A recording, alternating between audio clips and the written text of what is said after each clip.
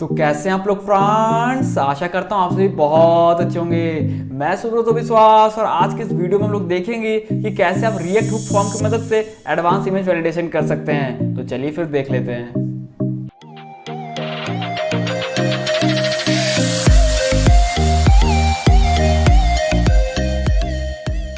हाँ तो भाई मेरे अभी मैं आपको बताऊंगा कैसे आप इमेज या किसी फाइल को वैलिडेट कर सकते हो रिएक्ट हुक फॉर्म की मदद से। लेकिन उससे पहले देख लेते हैं कि आज हम लोग बनाने क्या वाले हैं। ठीक है, और ओरिजिनल कोड का जो लिंक है डिस्क्रिप्शन में मैंने डाल दिया, और साथ में जो इमेजेस में हम लोग टेस्टिंग के लिए इमेजेस जो यूज करने वाले हैं उसका भी लिंक, ड्रॉप बॉक्स का लिंक मैंने डाल दिया, तो आप वहां से डाउनलोड कर सकते हैं। ठीक है, तो आज हम लोग बनाने क्या वाले हैं, इमेज को वैलिडेशन करने वाले हैं। ठीक है, आप बोल सकते हैं किसी फाइल को वैलिडेट करने वाले हैं। तो सबसे पहला बेसिक वैलिडेशन क्या हो सकता है कि यूजर अगर कुछ फाइल नहीं डालता है तो रिक्वायर्ड वैलिडेशन कि हाँ वो मस्ट है, वो डालना ही होगा। तो अगर मैं करता हूँ अपलोड प्रोफाइल पे, तो यहाँ पर आ गया दिस फील्ड इज रिक्वायर्ड, और ये रेड कलर का यहाँ पर भी आ गया। ठीक है, पहला चीज। ठीक है, सेकंड वैलिडेशन क्या हो सकता है कि भाई आप किसी पार्टिकुलर इमेजेस को एक्सेप्ट करेंगे अपनी वेबसाइट पे, जैसे कि पीएनजी चाहिए, जेपीईजी चाहिए, या जेपीईजी चाहिए, जेपीजी चाहिए, तीन फाइल को आप एक्सेप्ट करते हैं। बाकी को मान लीजिए कि एक्सेप्ट नहीं करना चाहते हैं, जैसे जीआईएफ हो गया और भी बहुत सारे एनिमेशन वगैरह, एसबीजी हो गया, ये फाइल फॉर्मेट आप नहीं चाहते हैं। तो चलो वो देख लेते हैं। तो यहाँ पर क्लिक करते हैं ब्राउज पे। तो अगर मैं किसी भी फाइल पे माउस लेके जाऊँ तो इसका टाइप दिखा दे रहा है पीएनजी, ये पीएनजी फाइल है। ठीक है, तो और ये जो है जीआईएफ फाइल है, ये जो है जेपीजी फाइल है। तो इसको अगर सिलेक्ट करते हैं सब कुछ सही है। देखो यहाँ पर एरर हट गया क्योंकि फाइल एटलीस्ट आ गया। लेकिन फिर से क्लिक करते हैं और ये सेकंड वाला जीआईएफ फाइल था, इसको अगर क्लिक करते हैं तो यहाँ पर आएगा please upload a valid file format. और जो ये फाइल टाइप हम लोग एक्सेप्ट करते हैं उसको भी हम लोग कोड के थ्रू डायनेमिकली यहाँ पर इसको ऐड कर देंगे, ताकि यूजर को पता चले कि हाँ ये वेबसाइट जो है इसमें हम लोग सिर्फ जेपीजी, पीएनजी और जेपीईजी फाइल फॉर्मेट ही डाल सकते हैं। ठीक है, तो ये हो गया सेकंड टाइप का वैलिडेशन। तो ये हमने एक सही file format PNG file format डाल दिया। तो ये हो गया सेकंड। अब होगा कि साइज के बेस पे यहाँ पर वैलिडेशन होगा। साइज के बेस पे कैसे, अब साइज के बेस पे दो हो सकता है। ठीक है, एक साइज होता है कि जैसे कितना केबी का है, जैसे बहुत वेबसाइट हमने देखा हो कि भाई आप ऐसा नहीं कि 10 MB 100 MB का प्रोफाइल पिक्चर अपलोड कर रहे हैं ना, अब वहाँ लिमिटेशन होता है कि भाई 1 MB से ऊपर नहीं कर सकते हो या 500 KB के ऊपर नहीं कर सकते हो।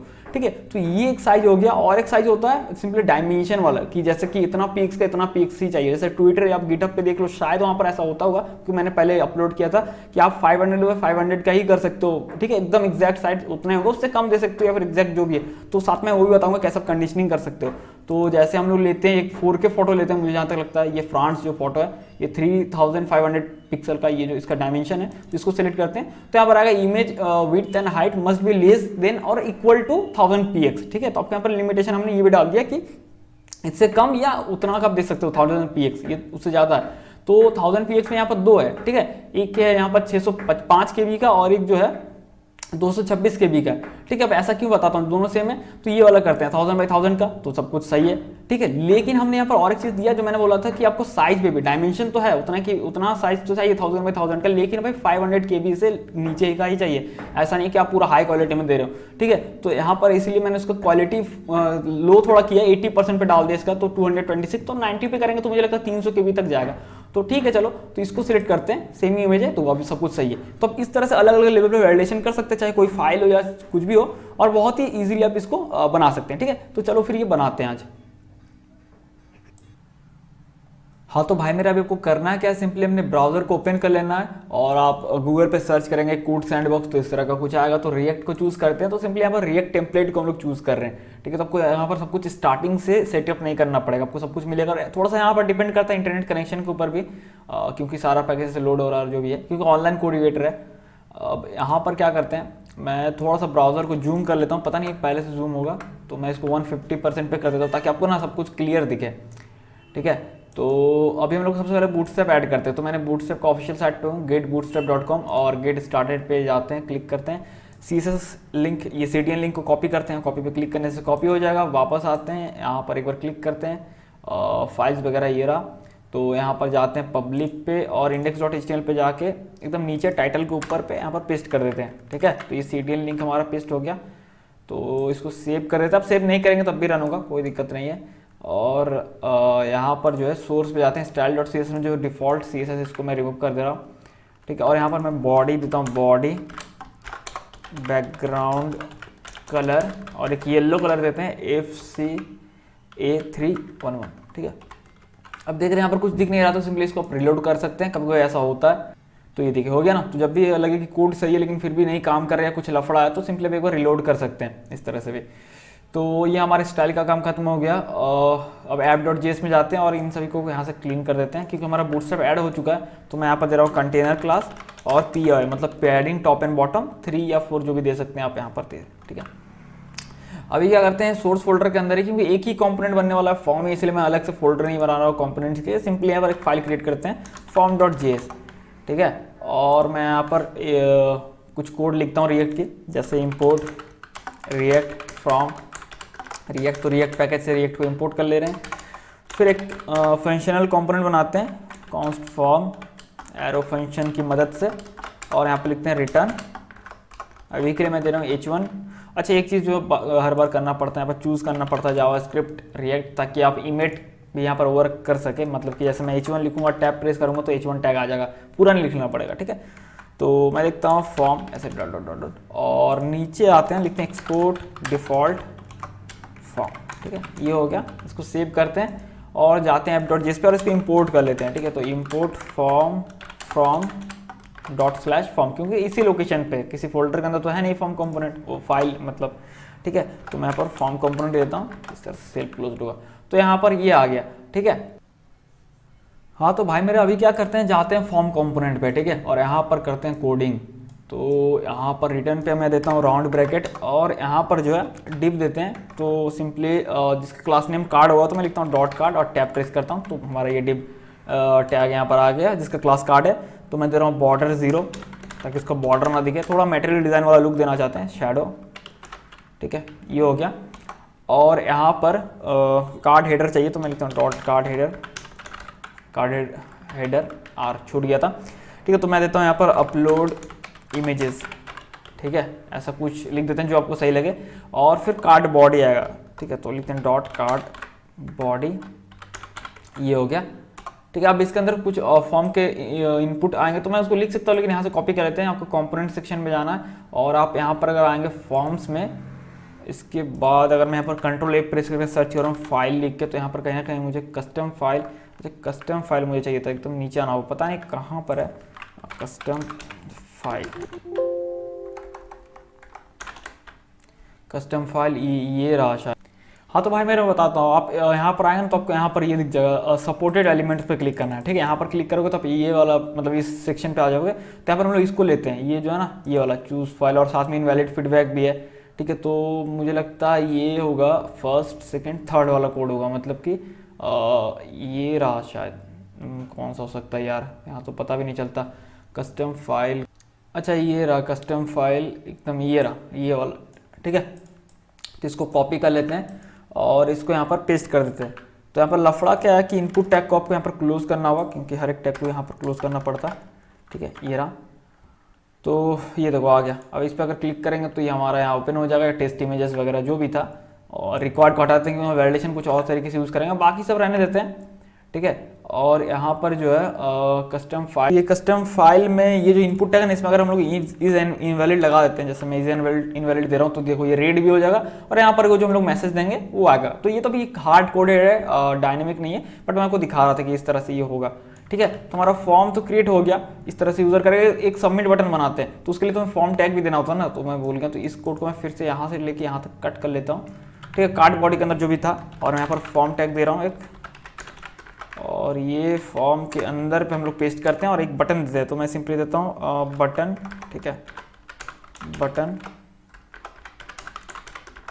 और इसका क्लास नेम देते हैं, class name button, button primary, और यहाँ देते हैं अपलोड प्रोफाइल या जो भी हो, अपलोड प्रोफाइल, ठीक है। इसको सेव करते हैं तो कोड थोड़ा फॉर्मेट हम लोग का यहाँ पर हो जाएगा, ठीक है। तो अभी क्या करना है, रिएक्ट फॉर्म हुक को पहले तो इंस्टॉल करना है, जो कि हमने इंस्टॉल नहीं किया था, ठीक है। तो मैं यहाँ पर लिखता हूँ रिएक्ट फॉर्म हुक या रिएक्ट हुक फॉर्म, पता नहीं क्या है यार, रिएक्ट हुक फॉर्म, हाँ रिएक्ट हुक फॉर्म, मैं भूल गया, ठीक है। तो रिएक्ट हुक फॉर्म को इंस्टॉल कर लेते हैं, और एक करना है क्लास नेम्स, जो कि डायनेमिकली क्लास देने के लिए, क्लास को असाइन करने के लिए हम लोग यूज़ करते हैं ना, तो क्लास नेम्स को भी कर लेते हैं। तो ये देखो ये घूम रहा है ना, मतलब कि ये पैकेज इंस्टॉल हो रहा है, तो बहुत फास्ट होता है यहाँ पर। तो हो गया हमारा दोनों। तो अभी क्या करते हैं, तो अभी सबसे पहले फॉर्म कंपोनेंट के अंदर रिएक्ट हुक फॉर्म को इंपोर्ट करते हैं। तो मैं लिखता हूँ इंपोर्ट यूज फॉर्म, ठीक है, यूज फॉर्म को, अरे यार क्या हो गया, यूज फॉर्म हुक को हम लोग इंपोर्ट कर रहे हैं फ्रॉम। तो यहाँ पर यूज फॉर्म हुक मतलब यूज फॉर्म हुक को हम लोग रिएक्ट हुक फॉर्म से इंपोर्ट कर ले रहे हैं यहाँ पर, ठीक है, और लास्ट में सेमीकोलन।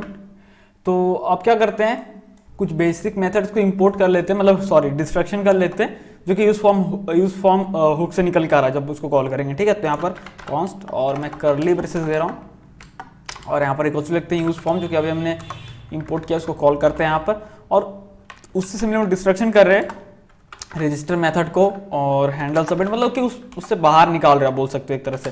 जैसे कि यूजर डॉट से हेलो कॉल करते हैं तो यूजर से आप उसको बाहर निकाल रहे हैं ताकि आप डायरेक्टली से हेलो को कॉल कर सकें, ना कि आपको यूजर डॉट से हेलो लिखना पड़े। तो इस तरह का कुछ होता है डिस्ट्रक्शन। तो ये हमने तीनों को कर दिया और फिर ऑन सबमिट एक मेथड बनाते हैं कॉन्स्ट। ये सब के बारे में मैंने बताया हुआ तो मैं फिर से नहीं बता रहा हूँ, हर एक वीडियो मैंने बताया हुआ। ऑन सबमिट और यहाँ पर डेटा फॉर्म का डेटा आएगा जब भी वैलिडेशन सक्सेसफुल होगा, और उसको हम लोग सिंपली ज़्यादा कुछ करेंगे नहीं, कॉन्सोल पे दिखा देंगे लॉग, ठीक है, डेटा ये हो गया। तो अभी फॉर्म में हम लोग लगाते हैं ऑन सबमिट इवेंट 13 और फिर यहाँ पर लिखते हैं हैंडल सबमिट जो कि सिंपली वैलिडेशन करता है, और वैलिडेशन अपने नहीं लगाया तो डायरेक्टली को पास कर देगा किसको, जो फंक्शन अभी आप बताएंगे इसको। तो हम बता दे रहे हैं यहाँ पर ऑन सबमिट जो कि हमने क्रिएट किया था ऊपर में, ठीक है। तो ऑन सबमिट में वो डेटा को भेज देगा और वही डेटा एक्सेस करके वो फिर लॉग मतलब वो शो करा देगा, ठीक है। तो अभी हम लोग क्या करते हैं, अभी हम लोग यहाँ पर इनपुट में नेम देना होता है, आपको बताइए। तो मैं दे रहा हूँ यहाँ पर प्रोफाइल, ठीक है, प्रोफाइल में यहाँ पर दे रहा हूँ, और यहाँ पर क्या करते हैं प्रोफाइल नेम देना, फिर हमें रेफरेंस को रजिस्टर कराना पड़ता है तो हम लोग देते हैं रेफ इक्वल्स टू रजिस्टर, ठीक है। तो रजिस्टर मेथड ये देते हैं, और बटन ये जो रहा इसका टाइप सबमिट देते हैं, इसको सेव करते हैं और कंसोल पे चलो देखते हैं। इसको मैं क्लियर कर ले रहा हूँ, हालांकि वो कुछ कहीं कहीं मैंने क्लास नेम जहाँ लिखना होगा क्लास लिखा हुआ है, तो उसको बाद में ठीक कर लेंगे, कोई दिक्कत नहीं, या फिर अभी भी कर सकते हो। इसको सिलेक्ट करते हैं या रुको कंट्रोल F करते हैं और यहाँ लिखते हैं क्लास इक्वल्स टू, और फिर कंट्रोल D प्रेस करते रहना है, ठीक है। सारा सिलेक्ट हो गया, एस्केप की प्रेस करना है, एक एरो इधर राइट एरो, फिर एक बार लेफ्ट में आना है, क्लास पे हम लोग आ गए तो अभी लिखते हैं नेम। तो एक साथ ही सारे को यहाँ पर सॉल्व कर सकते हो, ठीक है।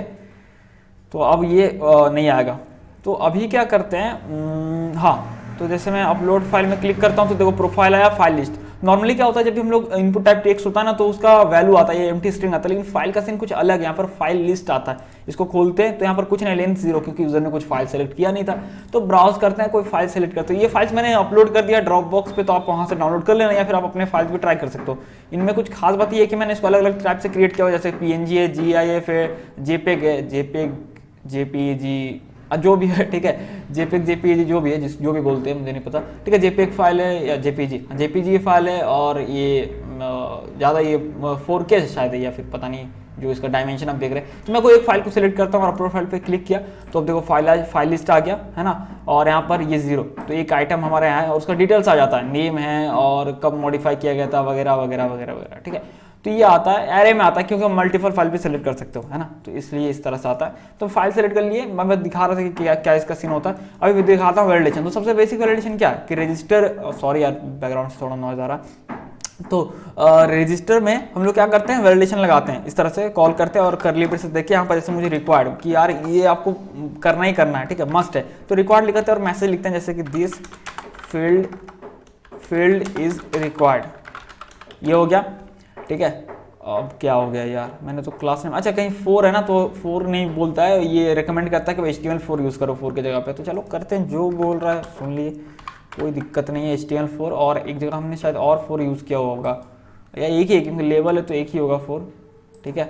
तो ये हो गया, हमने यहाँ पर वैलिडेशन लगा दिया, दिस फील्ड इज रिक्वायर्ड। और अभी हमें डायनेमिकली यहाँ पर क्लास ऐड करना है ना, इज इनवैलिड जो मैं स्टार्टिंग में दिखा था। तो क्लास नेम्स को हमने फर्स्ट में ही इंस्टॉल कर लिया था पैकेज को, तो लिखते हैं import class names from class names, ठीक है, और लास्ट में सेमीकोलन। और अभी यहाँ पर ये जो है ना इसको मैं कट कर लेता हूँ क्योंकि डायनेमिक होने वाला सब कुछ, तो करली ब्रेसेस देते हैं और क्लास नेम्स को कॉल करते हैं, ठीक है। तो फिर उस क्लास को मैं पेस्ट कर दे रहा हूँ डबल कोट्स के अंदर में, क्योंकि ये रहेगा, ठीक है, इसमें कुछ कंडीशन ये डायनेमिक नहीं होने वाला, ये रहेगा, नहीं तो फिर ये दिखेगा कैसे, ये जो इसका जो ये जैसा दिख रहा है। और इसका कॉमा देता है, करली ब्रेसेस देना, यहाँ पर लिखना इज इनवैलिड, इज इनवैलिड।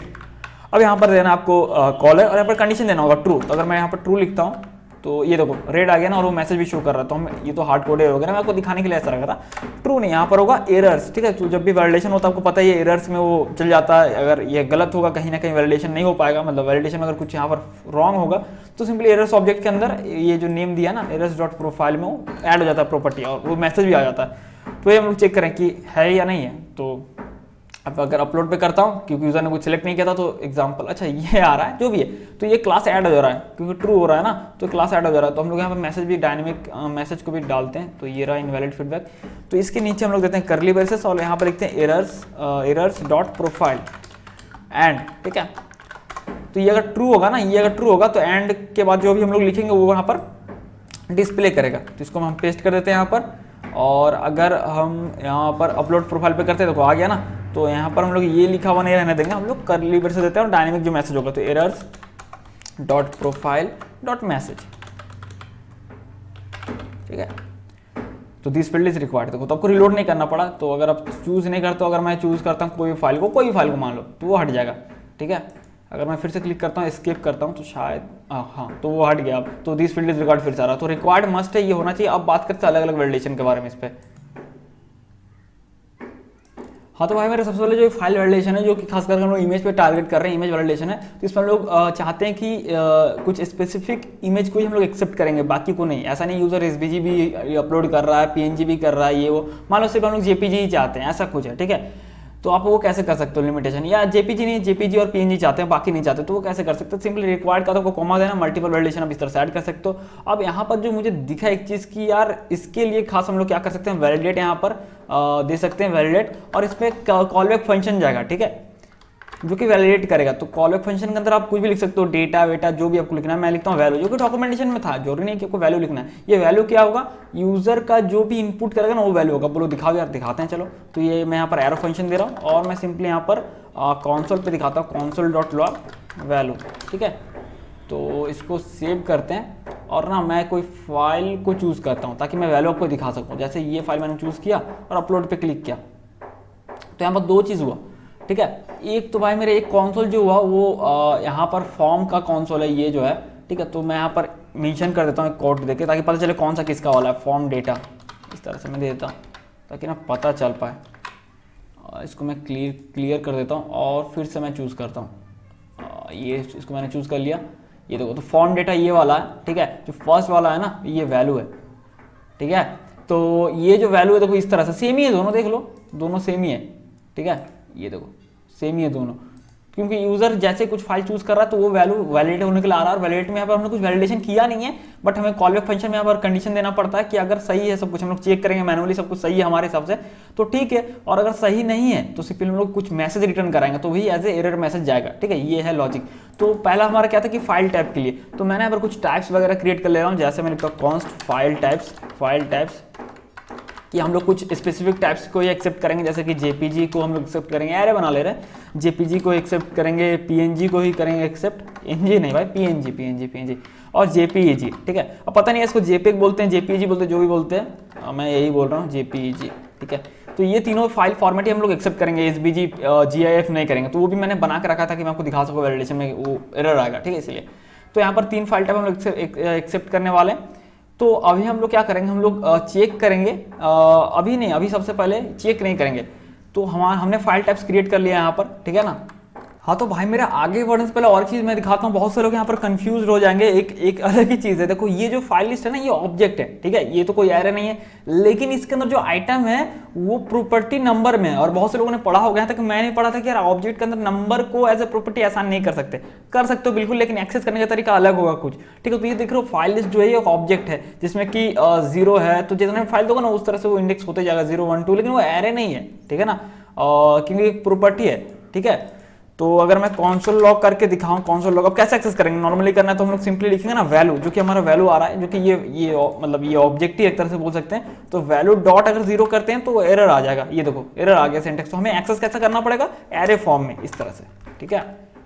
तो है एरे नहीं, लेकिन उसका प्रॉपर्टी एरे जैसा है, इसको मैं क्लियर करता हूँ। वो प्रॉपर्टी क्योंकि उसका इंडेक्स में है ना, सॉरी प्रॉपर्टी उसका नंबर है ना, इसलिए हमको एज ए एरे एक्सेस करना पड़ेगा, ये देखो, तो हमें फर्स्ट फाइल ये मिल गया, मतलब कि वो फर्स्ट वाला आइटम का जो फाइल है वो मिल गया। तो ये मैं आपको दिखाना चाह रहा था। नहीं तो बहुत लोग सोचेंगे यार वो तो, क्योंकि मैं भी सोच रहा था क्योंकि ऑब्जेक्ट था ना, वो तो ऑब्जेक्ट था, तो ऑब्जेक्ट में फिर एरे जैसा क्यों एक्सेस करें, हालांकि वैसे कर सकते हैं हम लोग, तो वही मैं आपको दिखा रहा था।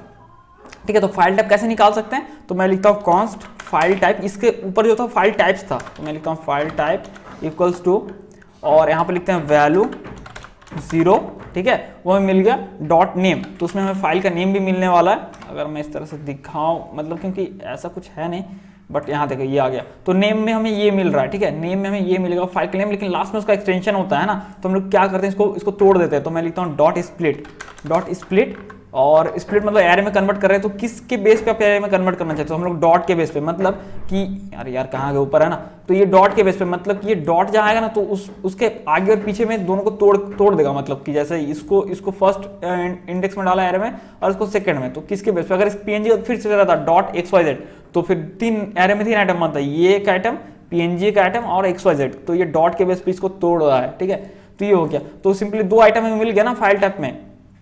ठीक है, तो 2 आइटम मिल गए, एक तो ये और एक ये। ठीक है ना, तो अभी हम लोग क्या करते हैं, यहाँ पर लिखते हैं फिर से एरे फॉर्म में 1, मतलब कि हमें सेकंड वाला आइटम मिलेगा, मतलब एक्सटेंशन मिल जाएगा कि पीएनजी है, जेपीजी है, क्या है। ठीक है, तो अभी हम लोग नीचे चेक करेंगे इफ फाइल टाइप, ठीक है, फाइल टाइप्स जो कि हमारा एरे है JPG PNG, file types dot includes में हम लोग लिखेंगे फाइल टाइप। ठीक है, तो फाइल टाइप हमने लिखा क्या, फाइल टाइप्स जो कि ये एरे है, इसमें क्या इंक्लूड्स, मतलब इंक्लूड्स मेथड हमने कॉल किया, इंक्लूड्स फाइल टाइप, जो कि फाइल टाइप यूजर का है, जो यह रिजल्ट है क्या फाइल टाइप्स में है, मैच कर रहा है, जैसे फाइल यूजर ने पीएनजी यूजर ने सिलेक्ट किया होगा। ठीक है, तो यहाँ पर मैं पहले करली भेज देता हूँ, नहीं तो एरर आ गया।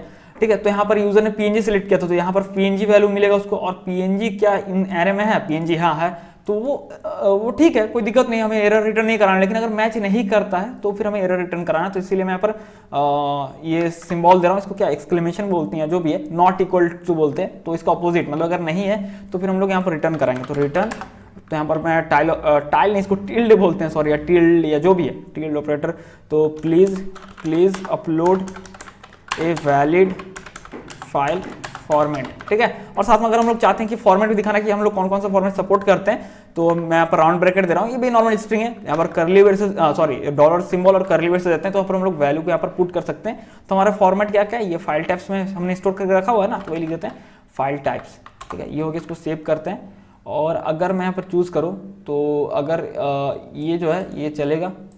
ठीक है, सही है, क्योंकि ये फाइल टाइप, अगर मैं यहाँ पर मैं फिर से माउस यहाँ पर ओवर करूँ, तो ये देखो पीएनजी है, पीएनजी हम लोग एक्सेप्ट करते हैं, और ये कौन सा यार जल्दी बताना, ये GIF है। ठीक है, तो इसको सिलेक्ट करते हैं, देखो आ गया ना, please upload a valid file format JPG PNG JPEG. ठीक है, तो ये वैलिड फाइल फॉर्मेट मांग रहा है, तो ये शायद मुझे लगता है जेपीजी है, तो इसमें एरर नहीं आया, लेकिन GIF के तो आया, तो ये हमारा फर्स्ट वैलिडेशन कंप्लीट हो गया।